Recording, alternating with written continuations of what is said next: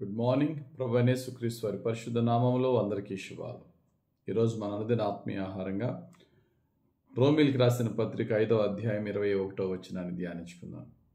అలాగే నిత్య జీవము కలుగుటకై నీతి ద్వారా కృపయు మన ప్రభువైన యేసుక్రీస్తు మూలముగా ఏలు నిమిత్తము పాపం ఎక్కడ విస్తరించెనో అక్కడ కృప అపరిమితముగా విస్తరించెను.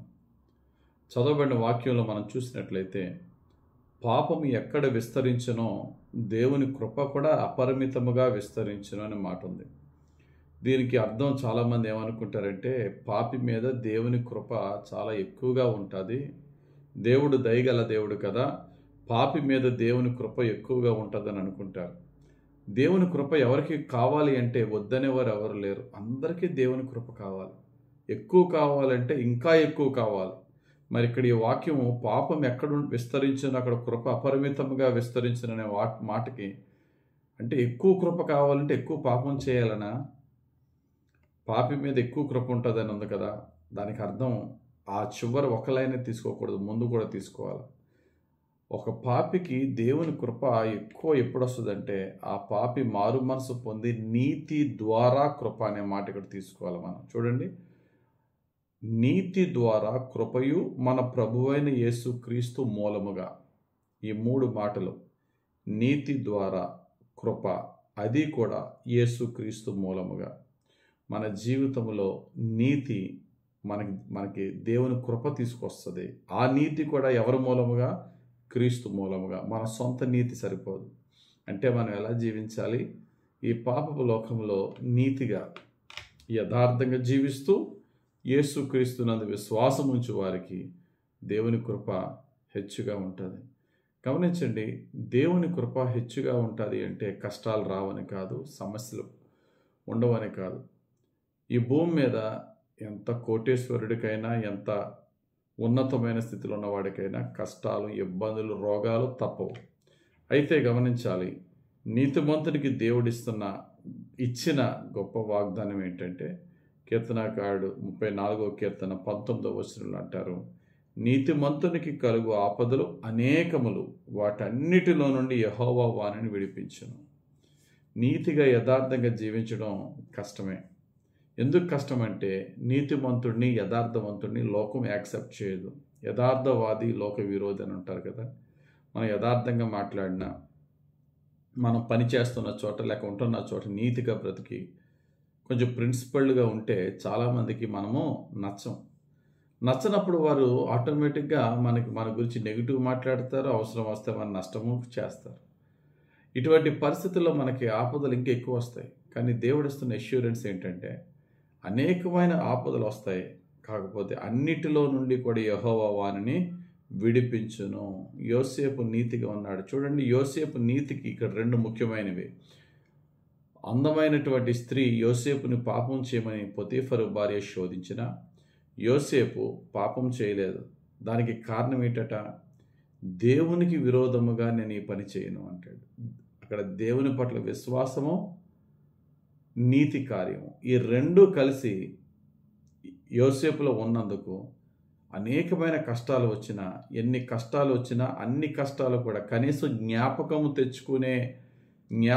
తెచ్చుకుని బాధపడే విధంగా కూడా లేని విధంగా, అంటే దేవుడు చేసిన మేలటండి, మన బాధను మర్చిపోయి అంత మేలు చేస్తాడట. యోసేపుని అంత గొప్పగా దేవుడి తర్వాత హెచ్చించి తన ఊహకు అర్హతకు మించిన స్థితికి దేవుడు హెచ్చించాడు. ఎప్పుడైనా సరే నీతిగా ఉంటే ప్రారంభంలో కష్టాలు వస్తాయి. దాన్ని భరించి ప్రభు వైపు తిరిగినప్పుడు లోకము నాశనం అయిపోయినా సరే నీతిమంతుని పక్షంగా దేవుడి వ్యాజ్యం ఆడతాడు. నోవాహు గురించి బైబిల్లో చెప్పబడింది, నోవాహు దేవుని కృప పొందినవాడట. మనకి ఆదికాండం 6వ అధ్యాయం 8వ వచనం మనం చూస్తే, అయితే నోవాహు యెహోవా దృష్టి యందు కృప పొందిన వాడాయను. నోవాహు దేవుని కృప ఎందుకు పొందుకున్నాడండి? ఎలా పొందుకున్నాడని ఎలా తెలిసింది? లోకమంతా నాశనం అయిపోయినా నోవాహు కుటుంబాన్ని మాత్రం దేవుడు ప్రత్యేకంగా కాపాడాడు. అదే దేవుని కృప పొందుకోవడం అంటే. ఆ దేవుని కృపను పొందుకోవడానికి గల కారణం ఏంటండి అంటే, దానికి కారణం క్రొత్త నిబంధనలు వివరించారు. చూడండి ఒకసారి, పేతురు రాసిన 2వ పత్రిక 2వ అధ్యాయం 5వ వచనంలో, మరియు ఆయన పూర్వకాలమందున్న లోకమును విడిచిపెట్టక భక్తిహీనుల సమూహము మీదకి జలప్రలయమును రప్పించినప్పుడు నీతిని ప్రకటించిన నోవాహును మరి 7 కాపాడెను. ఎవరండి నోవాహు? నీతిని ప్రకటించిన నోవాహు. అతడు నీతిగా జీవించాడు, నీతిని ప్రకటించాడు. ప్రపంచమంతటి మీదకి డిజాస్టర్ వచ్చిన, భయంకరమైనటువంటి దేవుని ఉగ్రత వచ్చిన ఆ కుటుంబాన్ని మాత్రము ఏ ఉగ్రత అంటకుండా దేవుడు కాపాడాడు. కారణం ఏంటట? అతడు నీతిగా జీవించాడు, దేవుని యందు విశ్వాసం ఉంచాడు. మన జీవితంలో కూడా నీతిగా జీవిద్దాం. అయితే మన నీతి దేవుని దృష్టికి మురికి గుడ్డ లాంటిది. మన నీతి ఆయన స్టాండర్డ్కి సరిపోదు. ఈ నీతితో పాటు నీతి సూర్యుడని యేసుక్రీస్తునందు విశ్వాసం ఉంచి ప్రార్థనలో గడుపుదాం. దేవుడు ఎన్ని కష్టాలు వచ్చినా మనల్ని నిలబెడతాడు. మన పక్షముగా మన నీతిని క్రీస్తు యేసు ద్వారా చివరి శ్వాస వరకు కొనసాగించే శక్తిని కృపణిస్తాడు. అట్టి దేవుని మనం కలిగి ఉన్నాం. కాబట్టి ఈ వాక్యమైన మనం అందరం కూడా మన డైలీ రొటీన్, మన జాబ్స్లోనూ లేక మనం చేసే ప్రతి పనిలోనూ నీతి తప్పకుండా జీవిద్దాం.